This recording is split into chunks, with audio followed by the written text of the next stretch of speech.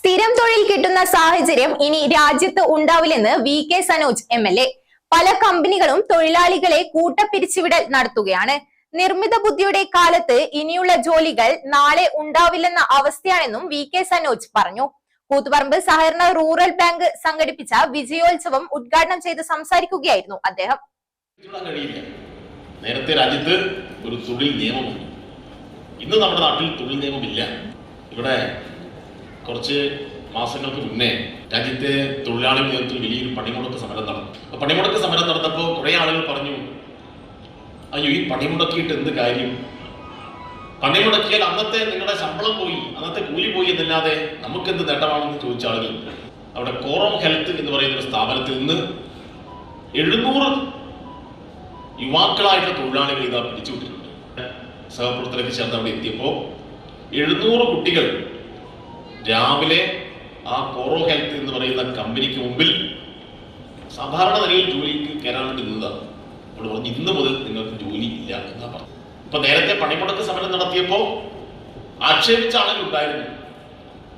അവരോടെല്ലാം പിന്നീട് ഞങ്ങൾ ചോദിച്ചു, ഈ കുഞ്ഞുങ്ങളുടെ കാര്യത്തിൽ ആരാണ് ഉത്തരം പറയുക? ഈ പണിമുടക്കെന്നൊക്കെ കേട്ടപ്പോൾ ഞങ്ങള് അത്രമാത്രം ഞങ്ങളുടെ ജീവിതത്തിൽ അത് ബാധിക്കും എന്ന് കരുതിയിരുന്നില്ല. അപ്പൊ നിങ്ങൾ രാഷ്ട്രീയത്തിൽ ഇടപെട്ടിട്ടില്ലെങ്കിൽ രാഷ്ട്രീയം നിങ്ങളുടെ ജീവിതത്തിൽ ഇടപെടുന്നത് ഈ സമീപകാലത്ത് നമ്മൾ കണ്ടുകൊണ്ടിരിക്കുന്നു. ബാങ്ക് ഓഡിറ്റോറിയത്തിൽ നടന്ന പരിപാടിയിൽ ബാങ്ക് പ്രസിഡന്റ് കെ ധനഞ്ജയൻ അധ്യക്ഷനായി. Assistant registrar A Santhosh Kumar, assistant director P Rajesh എന്നിവർ മുഖ്യാതിഥികളായി.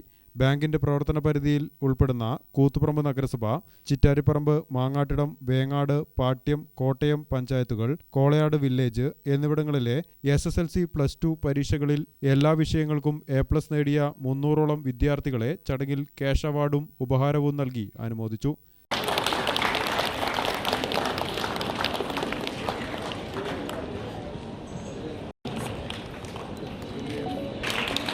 അഭിനന്ദ് സി,